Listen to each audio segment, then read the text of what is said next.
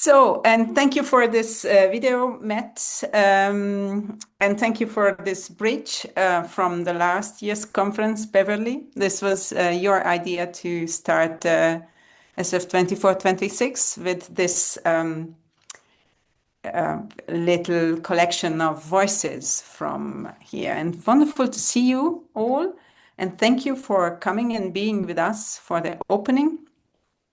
We prepared some little possibilities to talk to each other and focuses on the start to this conference, but also in what way you do start solution-focused work, the work which gathers us here in this space. And during this 55 minutes, we also will get some voices around the beginning, the start of this, I could call it movement of SF24 conferences.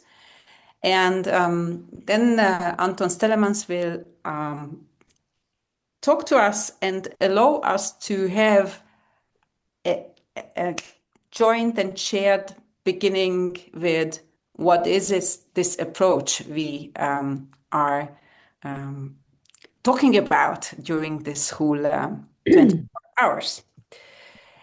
So when we continue now this opening, the most important thing that can happen is greeting you guys properly. And this is something we would like to invite you to do that. So please follow the invitation into the breakout room, which will come in a short moment. And greet those people you get together with properly. We would really love to do that, but standing here and talking to so many people, we are over 100 now from the 1,300 registered participants. So whoever shows up in your breakout room, please greet these people really properly, that they feel welcome and really heartful welcome. It would be useful to get the next slide, please, Jesper. And if you will still have time, about 8 minutes, to talk about the beginnings. How do you start the work? We started this conference now with the best hope question. This is not just the start of solution-focused work. What is your aim and what are your words you choose when you start the work? So please welcome the people who show up in your breakout room and connect to each other. And then you, in the rest of the time, use for the start of the work, how you do that. We see each other in 9 minutes again.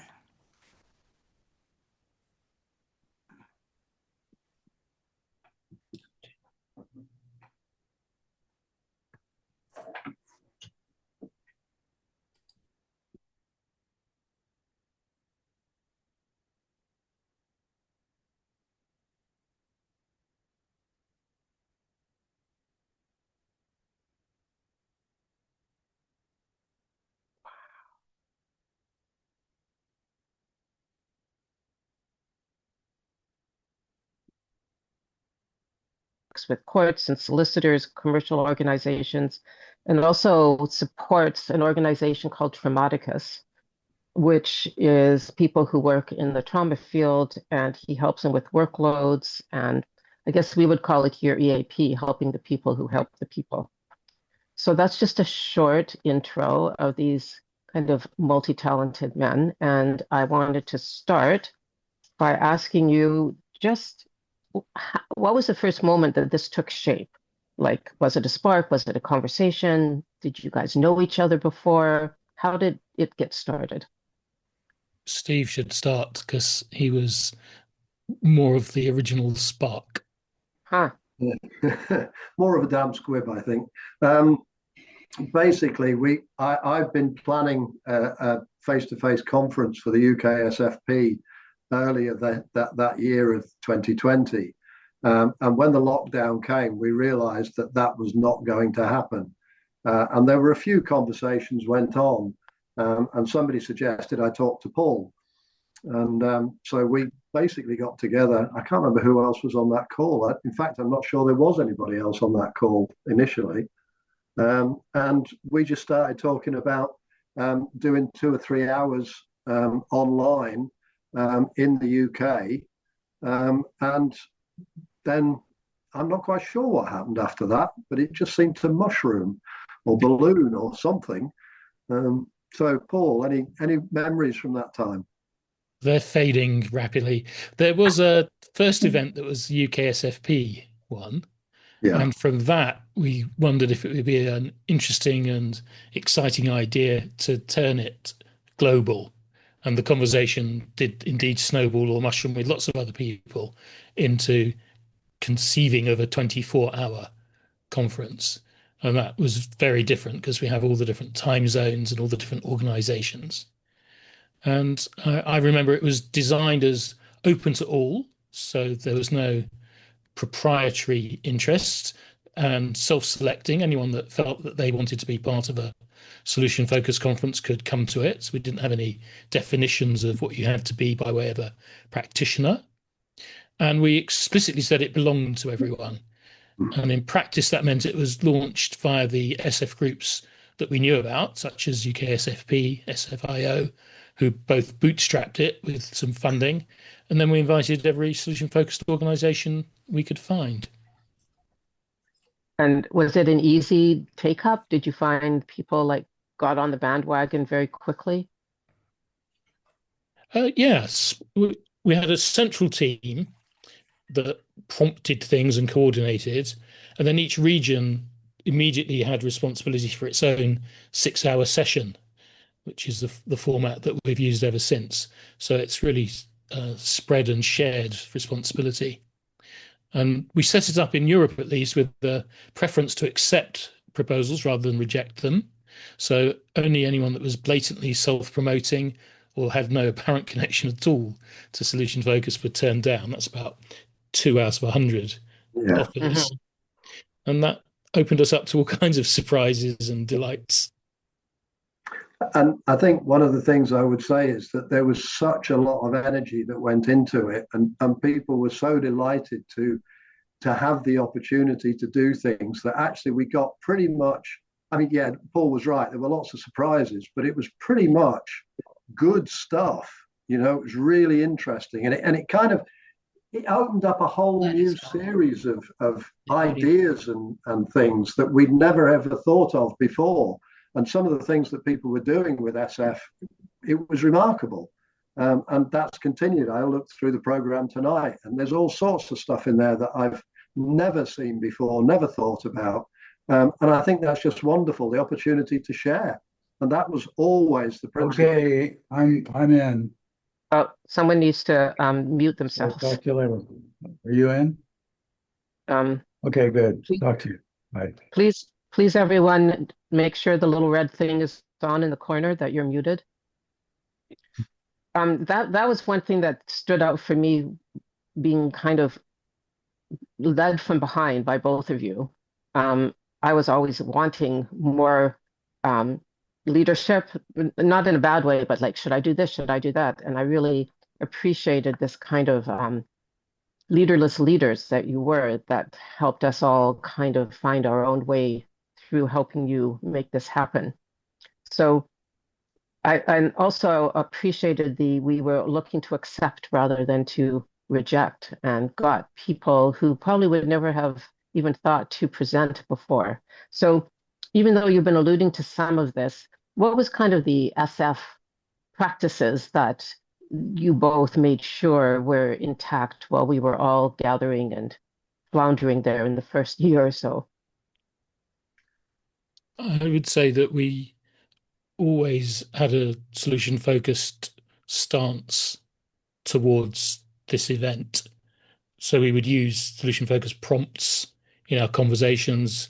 We imagined a future perfect or miracle scenario of what a good conference would be, how we'd know that it was. And that gave us a good checklist. And it's a proof of concept, if you need one, that solution focus is a very effective and enjoyable method with which to organize events. And that carries through into how they're discussed afterwards. We celebrate with what worked well before we look at what needs to happen differently next time. So it's a good steer to see that SF can work for something that's quite complex and elaborate without needing to have a step-by-step plan, but to have a vision and a direction and allow the steps towards it to emerge and people to arrive.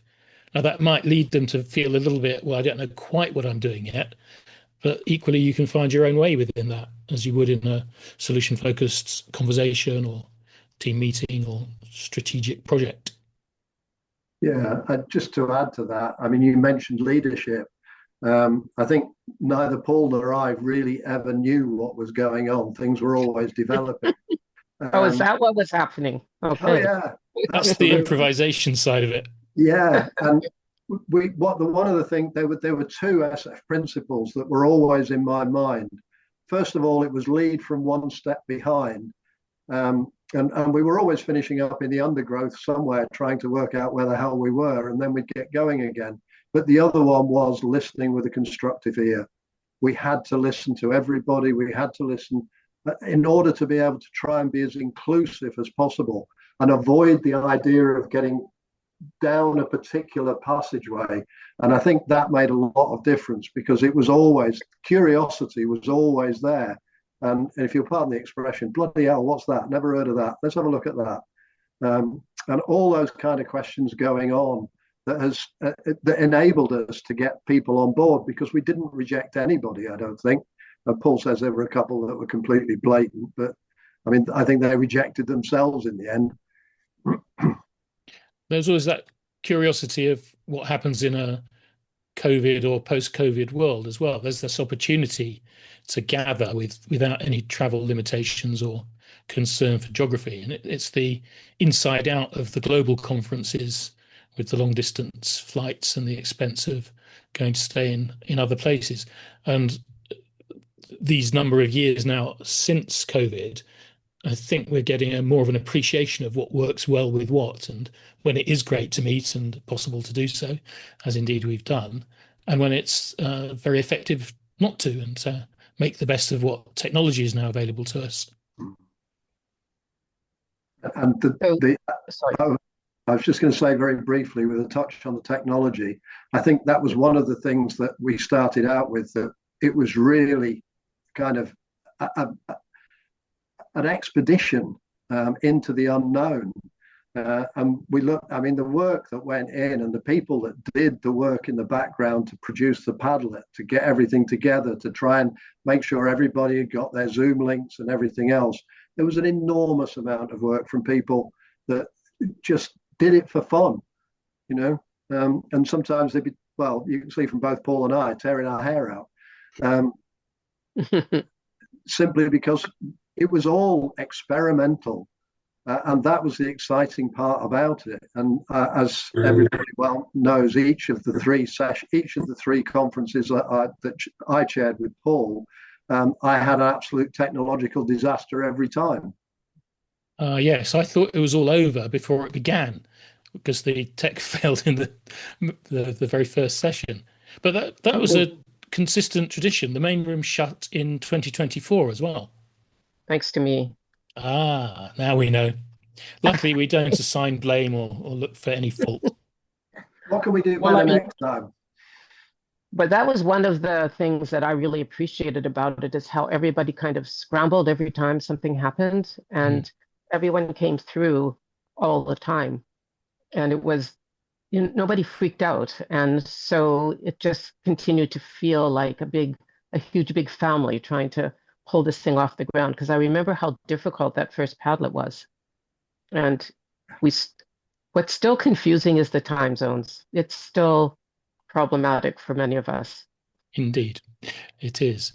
Can I mention a couple of things that have sprung up from those original? Great. That was going to be my next question. Oh, that's good.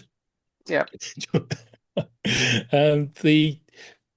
We had a view to the longer term beyond it just being a 24-hour event.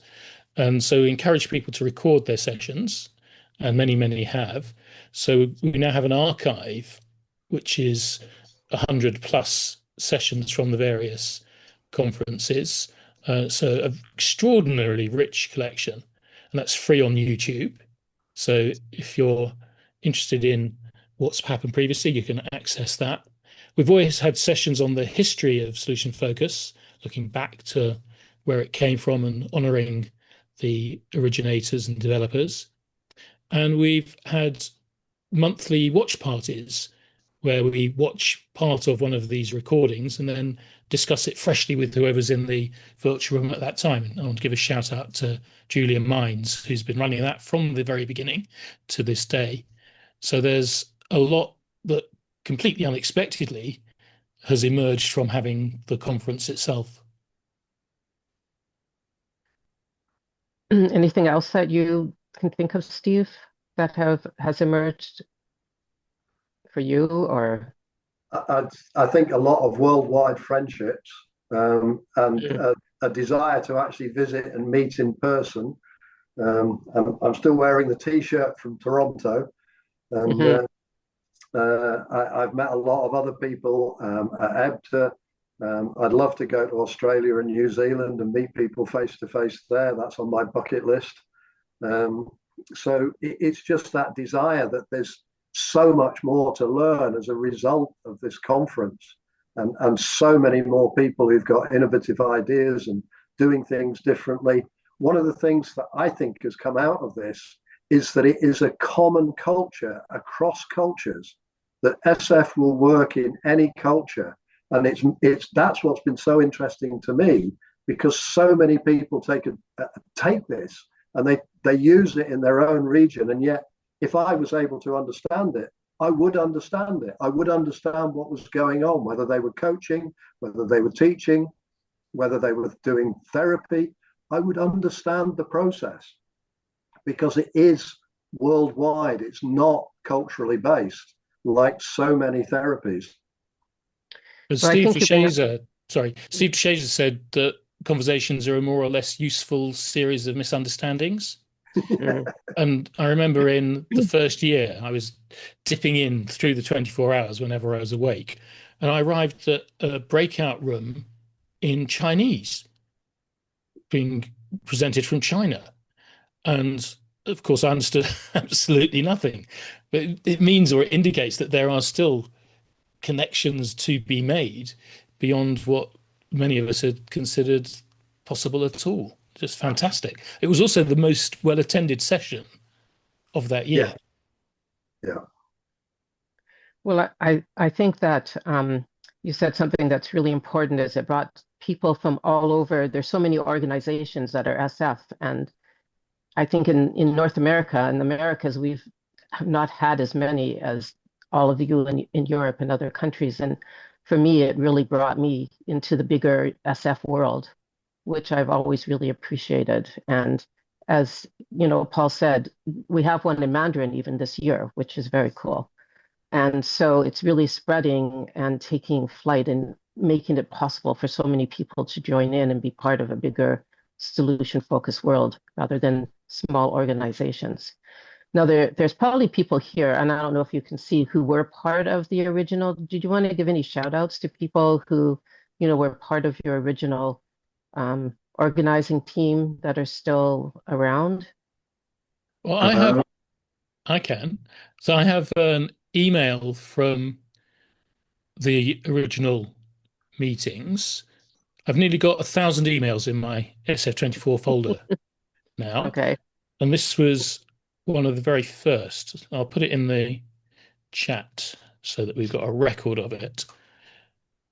Cool. So Tara, Steve, Susie, Christina Mule, Ewan, Andrew, and many more. And that was the European British contingent. So I mentioned also Edwin and Matt, who were there from the start. And I have an email from you, Beverley, from the first year as well. Great. which I shared with you privately, and you can post it into the chat if you want. Okay.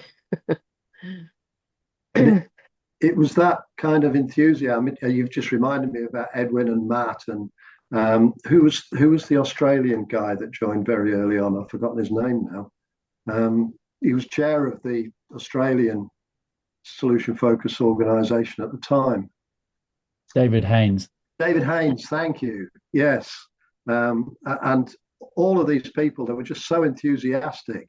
And you kind of worried as we got closer and closer to the date whether everything would come together, but it always pulled together, in the last few days. And somebody was talking earlier about how the registrations have ballooned up to 1,600 in the last 2 or 3 days for this conference, and that's just remarkable. I just think that's incredible. Well, it's I'd like to see 10,000. Well, this is your legacy for sure, and I just thought it was really a great idea to have you just remind us of how this all got off the ground, especially for the people who are just here for the first year, because we're still getting people for the first time. Any final words? Anything that you'd like to pass on to the 124 of us that are here right now and others who may see the video? This is the first year that I've not been directly involved in organising it, and I'm very appreciative that Catty and you and Pout and others have taken it on and are doing a fantastic job with so far no technical glitches at all. So far. So far. But it's a community, and anyone can help to carry it forward. Yeah, absolutely. I've got news for you, Paul. I had to change computers before I could get online. Today. Nothing changes. Nothing changes. Well, thank you, guys. Thank you very much. Pleasure. And I really appreciate your taking the time to talk with us. And we're going to move on now back to Catty and the last part before you go on to look at all your workshops. Thank you again, Paul and Steve. Thank you. Thank you.